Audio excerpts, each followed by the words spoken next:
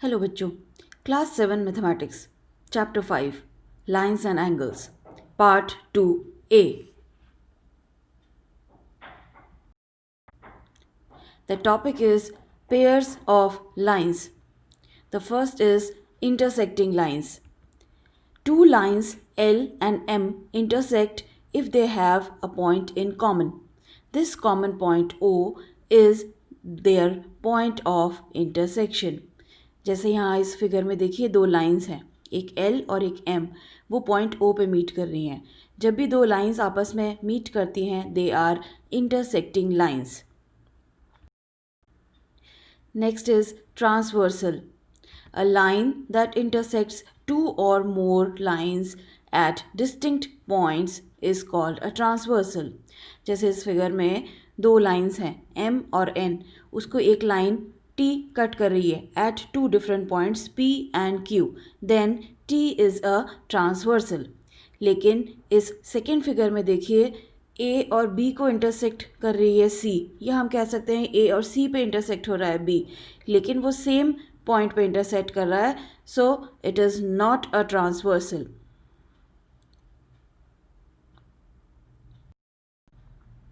Now angles made by a transversal. मान लीजिए कोई दो लाइंस को ट्रांसवर्सल इंटरसेक्ट कर रहा है, तो ये एंगल्स बनते हैं. मैंने एंगल्स को नंबर से रिप्रेजेंट किया है. एंगल 1, 2, 3, 4, 5, 6, 7, 8.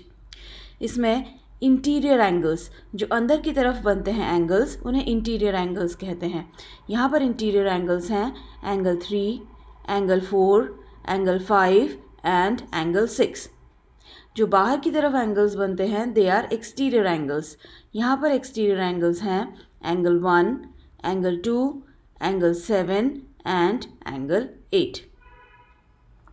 इसके बाद है pairs of corresponding angles. Corresponding angles जैसे इस फिगर में आप देखेंगे एंगल 1 और एंगल 5, ये दोनों करस्पॉन्डिंग एंगल्स हैं. एंगल 2 और एंगल 6 भी करस्पॉन्डिंग है. एंगल 3 और एंगल 7 है. इसी तरह से आखिरी पेयर है एंगल 4 और एंगल 8. जब आप करस्पॉन्डिंग एंगल देखते हैं तो you will see it will make a shape like F. एक एफ जैसा शेप बनता है करस्पॉन्डिंग एंगल्स के बीच में.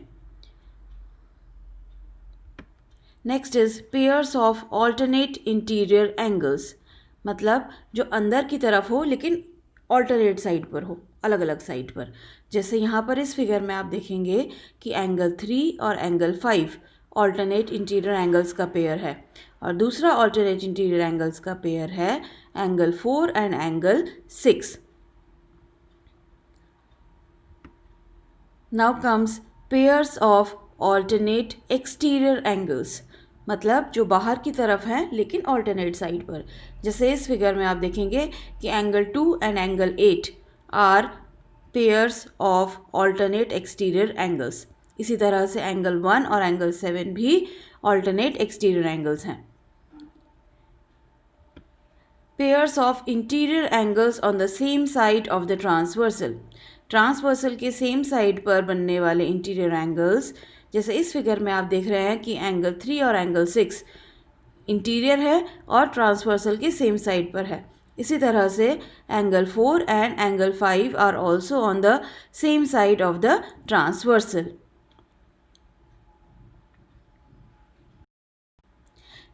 Next topic is transversal of parallel lines.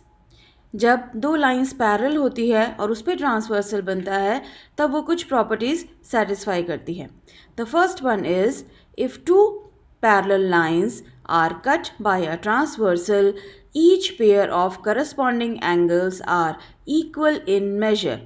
जब भी दो लाइंस को ट्रांसवर्सल कट करती है हमेशा करस्पॉन्डिंग एंगल्स जो होते हैं वो इक्वल होते हैं.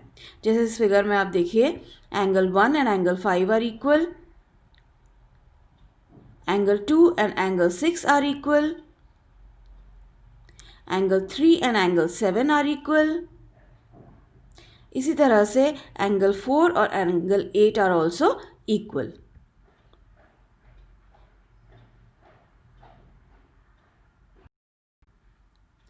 Second property is if two parallel lines are cut by a transversal, each pair of alternate interior angles are equal.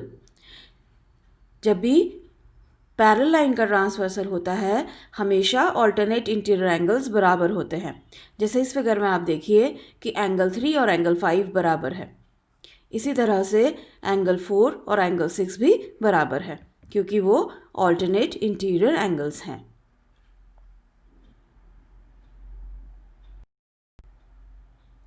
The third property is, if two parallel lines are cut by a transversal, each pair of interior angles on the same side of the transversal are supplementary. Interior angles on the same side, इस figure में आप देख रहे हैं कि angle 3 और angle 6 they are interior angles on the same side of the supplementary. Then we can say angle 3 plus angle 6 is equal to 180 degree. क्योंकि supplementary का मतलब क्या होता है जिसका सम 180 डिग्री हो. इसी तरह से एंगल 4 और एंगल 5 का सम भी 180 डिग्री होगा because they are also on the same side of the transversal.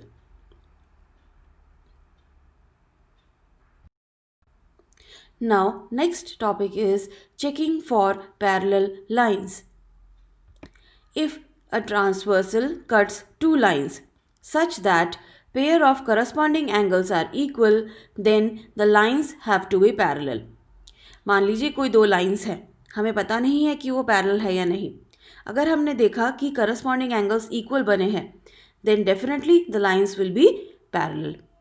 So if angle 1 and angle 5 are equal, or angle 2 and angle 6 are equal, or angle 3 and angle 7 are equal, or angle 4 और angle 8 are equal, any one pair of corresponding angles अगर आप equal proof कर देते हैं then automatically it will prove that the lines are parallel. The second property for checking is the property of alternate interior angles.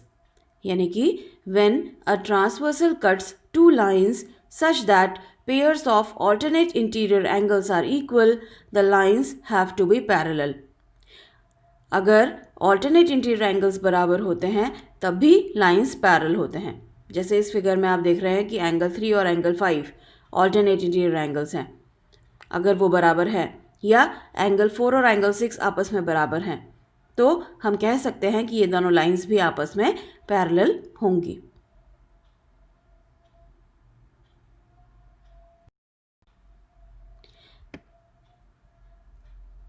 Third property is, when a transversal cuts two lines such that pairs of interior angles on the same side of the transversal are supplementary, the lines have to be parallel. तीसरा जो condition है to check for parallel lines is कि अगर interior angles जो है same side के वो अगर सप्लीमेंट्री होते हैं तो भी लाइंस पैरेलल होंगी. जैसे यहाँ पर एंगल 3 और एंगल 6 इनको ऐड करने पर अगर 180 डिग्री आ जाए या एंगल 4 और एंगल 5 को ऐड करके 180 डिग्री मिल जाए तो हम कह सकते हैं कि ये लाइंस पैरेलल हैं. दैट मीन्स हमने अभी तक ये समझा कि अगर लाइंस पैरेलल हैं तो करस्पॉन्डिंग एंगल्स इक्वल होते हैं, ऑल्टरनेट इंटीरियर एंगल्स इक्वल होते हैं और interior angles on the same side supplementary होते हैं.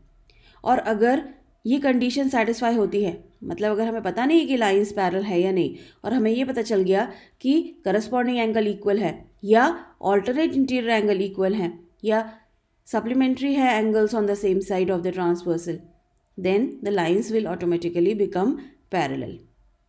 And now using these concepts we have to start with the exercise. अपने अगले वीडियो में मैं इस टॉपिक का एक्सरसाइज स्टार्ट करवाऊंगी. Until then, bye.